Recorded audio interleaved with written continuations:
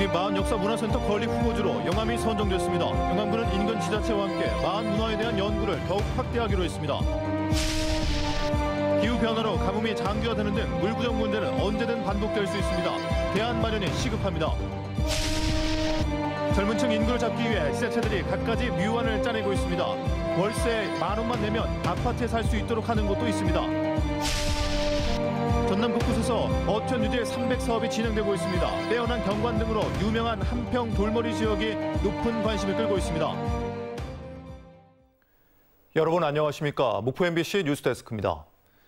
고대 마흔의 역사와 문화를 복원하고 연구하는 구심점이 될 국립마흔역사문화센터 건립 후보지로 영암이 선정됐는데요. 영암군은 나주와 해남 등 인근 지자체와 함께 마흔 문화에 대한 연구를 더욱 확대하기로 했습니다. 박종호 기자입니다. 영암군 시종면 내동리 쌍무덤입니다. 지난 2020년 4월 쌍무덤 발굴 조사 과정에서 금동관이 출토됐습니다. 마흔 사회의 최고 권력자가 안치된 것으로 추정돼 학계의 관심을 불러일으켰습니다. 영암에서는 지금까지 39차례에 걸쳐 진행된 발굴 조사에서 마흔 시대의 수많은 옹관과 토기 등이 발견됐습니다. 영암 시종면 일대에만 50여 기의 마흔 시대 대형 고분이 밀집돼 있는데 마흔 유산의 보고인 영암군이 국립마흔역사문화센터 건립 후보지로 선정됐습니다. 발전을 도모할 수 있는 지역들이 조금 이제 검토가 먼저 좀 됐었고, 그다음에 역사적 상징성이라든지 확장 가능성 등에 대해서 모두 검토가 된 것 같아요. 총 사업비 400억 원이 투입되는 국립마흔역사문화센터는 영암군 사모읍 나불도에 2026년 완공 예정. 마흔역사문화권 주요 유적의 발굴 기록물과 보존 유적, 비지정 문화재 등을 체계적으로 관리, 연구, 활용하는 컨트롤 타워 역할을 하게 됩니다. 이번 유치를 통해서 마흔역사문화권이 영산강을 중심으로 해서 더 확장되는 개념으로 만들어야 되기 때문에 당장에는 그 부분을 더 발굴을 해서 문화유적들을 확대하도록 하겠습니다. 영암군은 2004년 국내 최초로 마흔역사문화공원을 건립하고 마흔문화축제를 개최하고 있습니다. 국립마흔역사문화센터 건립 후보지 선정을 계기로 고대 마흔역사 재조명 작업이 본격 시작됐습니다. MBC 뉴스 박종호입니다.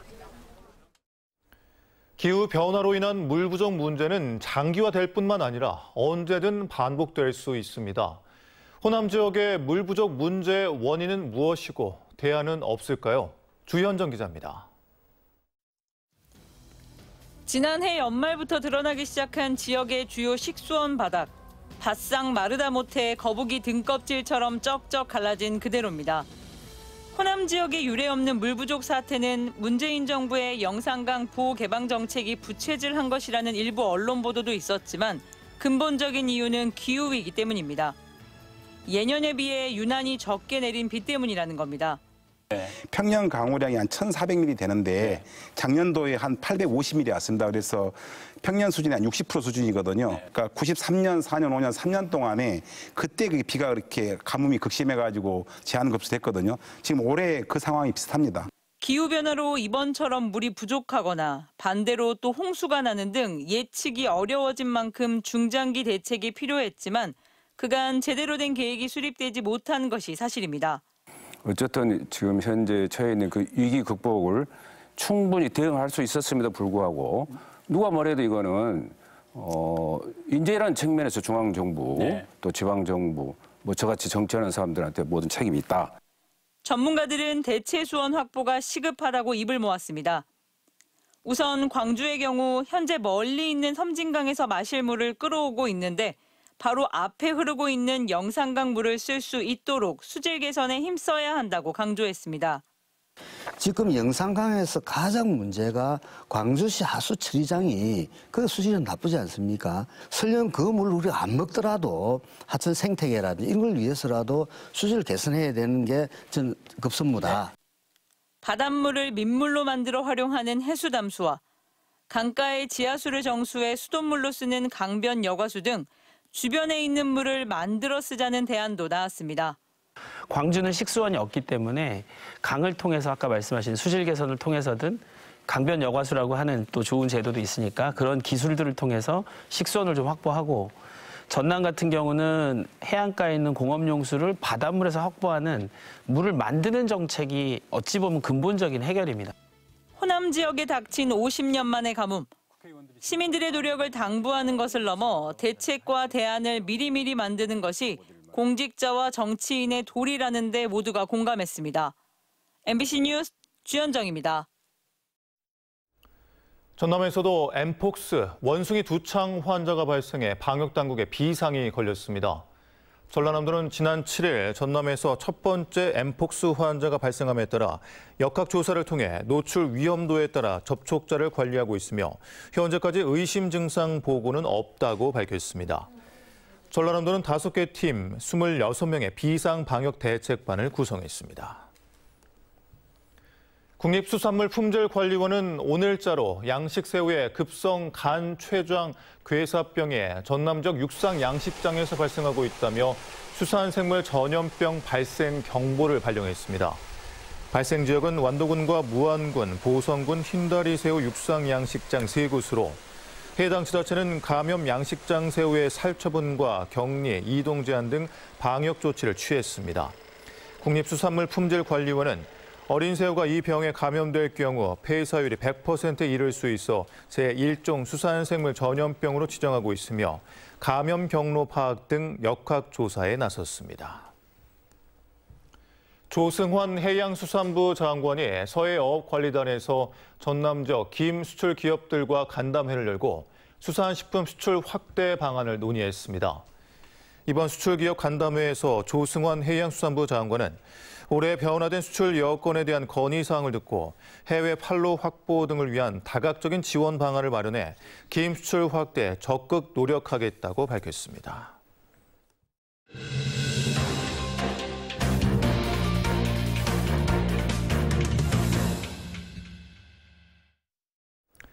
젊은 층의 인구 감소가 심각하다 보니 이들을 붙잡기 위한 정책들을 각 자치단체마다 고민하고 있는데요. 월세 10,000원만 내면 아파트에 살 수 있도록 지원하는 정책을 내놓은 곳도 있습니다. 광주, 목포, 여수 MBC 3사가 함께하는 공동 기획 보도. 오늘은 김초롱 기자가 전해드립니다. 화순군 화순읍에 있는 아파트입니다. 대부분 임대주택으로 사용 중인데 화순군이 올해 청년과 신혼부부 100가구에게 파격적인 조건으로 임대 사업을 실시합니다. 이른바 만원 아파트. 입주자가 월세 10,000원과 관리비 정도만 내면 최대 6년까지 살 수 있습니다. 집 안으로 들어와 봤습니다. 전용 면적이 50제곱미터인데요. 방 2개에 화장실 하나, 주방, 거실, 베란다를 갖추고 있습니다. 전체 보증금 약 4,800만 원은 군에서 부담하기로 했습니다. 주거 비용이 부담인 청년층의 관심도 이어집니다.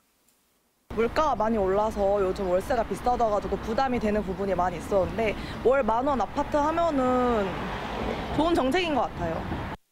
화순 지역의 젊은 층 인구는 지난 5년간 꾸준히 감소했고 평균 연령은 점차 높아지고 있습니다. 화순군이 이번 사업을 하게 된 이유입니다.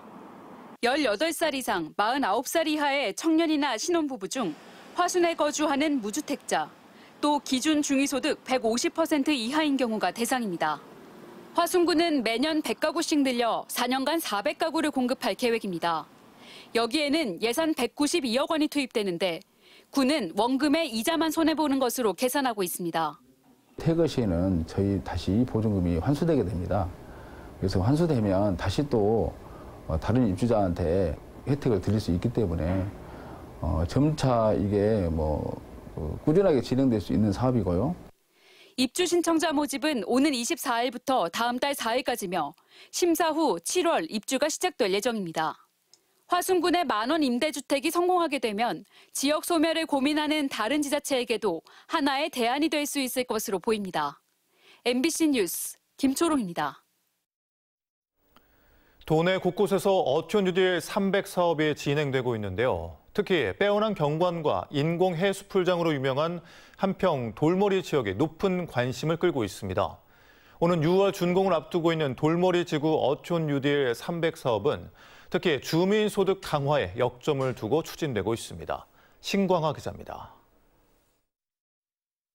한평만을 향해 400m 길이의 갯벌 탐방로가 길게 뻗어 있습니다. 썰물이면 드러나는 드넓은 갯벌은 체험객들의 놀이 공간, 인공 해수풀장으로 유명한 한평 돌머리 해수욕장의 기반시설 정비가 한창입니다. 해안 안전시설을 확충하고 해수풀장을 5,144제곱미터로 확장하는 한편 해수 관문을 1개 더 설치해 바닷물 소통을 확대했습니다. 한평군 어촌뉴딜 300사업 가운데 돌머리지구 사업이 완공 단계에 접어들었습니다.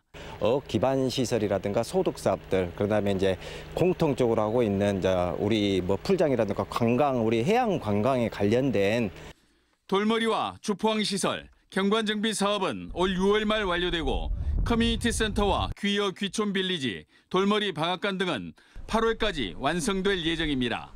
특히 돌머리 방앗간은 마을 기업으로 육성돼 어촌 소득 사업으로 주목받고 있습니다.